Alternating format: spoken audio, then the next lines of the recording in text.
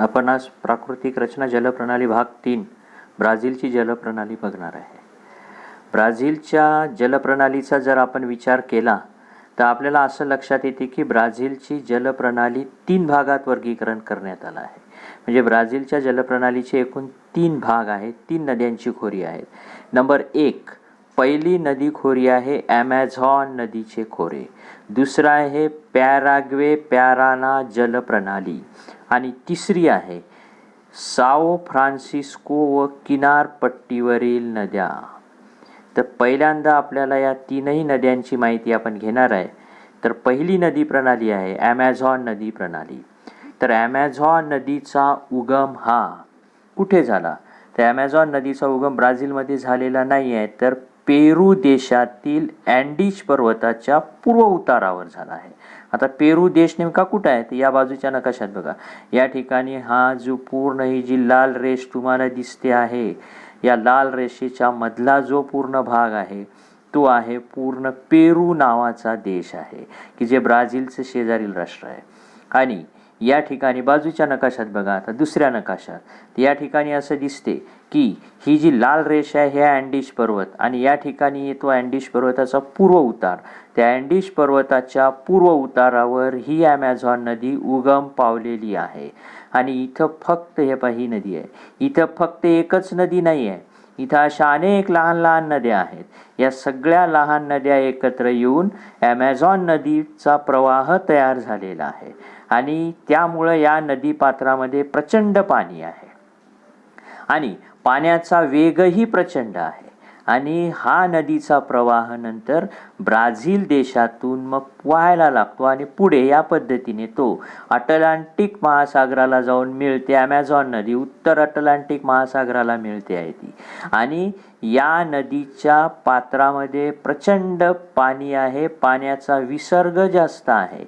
प्रति सेकंद 2 लाख घन मीटर पाणी आहे या ठिकाणी.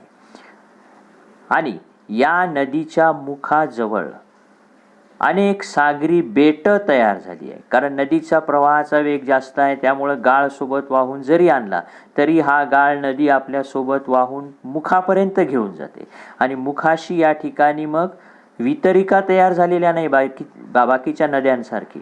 तर या ठिकाणी मग तयार झालं आहे सागरी बेटे तयार झाली संचयनातून, गाळाच्या संचयनातून.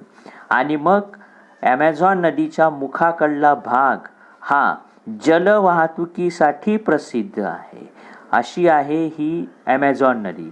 आणि हिच्या मुखाकडली जी रुंदी आहे ती आहे 150 किलोमीटर रुंद आहे हिचं पात्र. आणि याच्यावरून तुम्हाला एक कल्पना येते की हिचं पात्र किती मोठं आहे. उदाहरणार्थ, तुमच्या गावापासून 150 किलोमीटरचं अंतर जर तुम्ही घेतलं, दुसरं गाव 150 किलोमीटरवरचं, तर हे जमिनीवरचं अंतर जेवढं आहे तेवढी मुखाजवळ या नदीच्या पात्राची रुंदी आहे. म्हणजे किती मोठी ही नदी आहे. आणि ही नदी म्हणजे ॲमेझॉन नदी आहे. आणि ही ॲमेझॉन नदी ब्राझीलमधली प्रमुख नदी आहे. दुसरी नदी प्रणाली पाहणार आहे आपण, ते म्हणजे पॅराग्वे पॅराना नदी प्रणाली. ही दुसरी नदी प्रणाली आता आपण शिकणार आहोत. तर पॅराग्वे पॅराना ही नदी प्रणाली दुसरी आहे. तर त्याची माहिती बघा आता.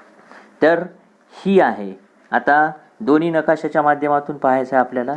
तर ही आहे पॅराग्वे नदी. या पद्धतीनं ती दिसते तुम्हाला. हे पाही, ही आहे पॅराग्वे नदी. या पद्धतीने ती खाली आलेली आहे. ही आहे पॅराग्वे नदी, जी ब्राझीलमधून ब्राझीलचं शेजारील राष्ट्र अर्जेंटिनामधून वाहत समोर जाते.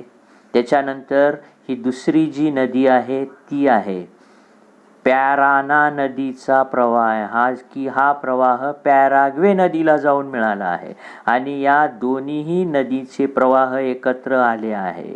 आणि हे आहे मग पॅराग्वे पॅराना नदी प्रणाली. हे दोन्ही प्रवाह एकत्र आले आणि पुढे मग हे ब्राझीलचं शेजारील राष्ट्र अर्जेंटिना या देशात गेले आणि प्लांटा नदीला मिळाले. आणि ही नदी नंतर मग दक्षिण अटलांटिक महासागराला जाऊन मिळते. आता हे फक्त पॅराग्वे पॅराना नदी प्रणालीच इथं नाही आहे, तर ब्राझीलच्या दक्षिण भागामध्ये या 2 नदी प्रणालीला अजून एक नदी येऊन मिळते, ज्या नदीचं नाव आहे रुग्वे नदी. ती कुठं आहे? ते रुग्वे नदी प्रवाह ही आहे रुग्वे नदी, की जी पॅराग्वे पॅराना नदी प्रणालीला येऊन मिळालेली आहे. बघा, आणि या तीनही नद्या एकत्र आल्या, मग खाली दक्षिण अटलांटिक महासागराला जाऊन मिळाल्या, आणि या तीनही नद्या मग कोणत्या देशात गेल्या? तर अर्जेंटिना या देशात गेलेल्या दिसून येते. ही आहे पॅराना नदी. इकडल्या नकाशात ही आहे पॅराग्वे नदी, आणि ब्राझीलच्या उच्चभूमीच्या भागात उगम पावणारी ही आहे रुग्वे नदी. आणि या तीनही नद्यानंतर खाली वाहत जाऊन दक्षिण अटलांटिक महासागराला मिळतात. इथून या पहिले अर्जेंटिना देशात जातात आणि पुढे त्या दक्षिण अटलांटिक महासागराला जाऊन मिळतात. ही झाली पॅराग्वे पॅराना नदी प्रणाली. त्यानंतर शेवटचा भाग आहे आता साओ फ्रान्सिस्को नदी. ही ब्राझीलमधली तिसरी महत्त्वाची नदी प्रणाली आहे. तिसरी महत्त्वाची आहे.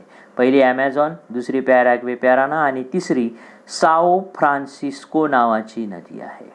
आणि या नदीचं वैशिष्ट्य की या नदीचं पाणलोट क्षेत्र पूर्ण ब्राझीलमध्येच आहे, बाकीच्या 2 नद्यासारखं नाही. जसं उदाहरणार्थ हे बघा, आता ॲमेझॉन नदी कुठं उगम पावली होती? या ठिकाणी पेरू देशात. आणि कुठं आली? ब्राझीलमध्ये आली होती. पॅराग्वे पॅराना नदी ब्राझीलमधून उगम पावून कोणत्या देशात गेली होती? ती अर्जेंटिना या देशामध्ये गेली होती. पण या साओ फ्रान्सिस्को नदीची असं नाही आहे. साओ फ्रान्सिस्को जी नदी आहे, ही नदी प्रणालीचं पूर्ण पाणलोट क्षेत्र हे फक्त कुठं आहे? तर फक्त ब्राझीलमध्येच ही नदी वाहते आणि ब्राझीलमध्येच उगम पावते, आणि ब्राझीलमधूनच ती पूर्व अटलांटिक महासागराला जाऊन मिळते. हे या नदीचं वैशिष्ट्य आहे. आता ही नदी जर तुम्ही बघितली तर ही नदी तुम्हाला हळूहळू दक्षिणेकडून उत्तरेकडे गेलेली दिसते. खालून दक्षिणेकडून ही नदी कुठे जाते? वर उत्तरेकडे जाते. आणि ही नदी उत्तरेकडे जवळपास या पद्धतीने 1000 किलोमीटर वाहत वर गेली, आणि नंतर ती वळाली पूर्वेकडे. आणि पूर्वेकडे वळाल्यानंतर ही नदी जाऊन मिळते अटलांटिक महासागराला. या ठिकाणी ही नदी जाऊन मिळते. म्हणजे कुठून आली? दक्षिणेकडून आली. कुठे गेली? उत्तरेला गेली. किती किलोमीटर? 1000 किलोमीटर. आणि 1000 किलोमीटर जाऊन वळाली कुठे? ती वळाली आहे पूर्व दिशेला. आणि मग या नदीचे 250 किलोमीटर लांबीचा जो प्रदेश आहे मुखाजवळचा, या ठिकाणी हा प्रदेश जलवाहतुकीसाठी योग्य असा प्रदेश म्हणून ओळखला जातो. त्यानंतर किनारी भागातील इतर नद्या पाहता. आता ब्राझीलच्या किनारी प्रदेशात अनेक कमी लांबीच्या नद्या आढळतात, ज्यांची लांबी कमी आहे. आणि किनाऱ्यावरील प्रदेशात दाट लोकवस्ती असल्यामुळे या नद्याही महत्त्वाच्या आहेत. त्यापैकी कोणत्या नद्या आहेत? तर त्यापैकी नद्या म्हणजे एक येते त्याच्यातली परानिबा नावाची नदी आहे, आणि दुसरी आहे इटापेकुरू नावाची नदी. या नद्या उत्तरेकडे वाहतात आणि उत्तर अटलांटिक महासागराला जाऊन मिळतात. ही झाली ब्राझीलमधील नदी प्रणाली. इथं आपण थांबणार आहोत. धन्यवाद.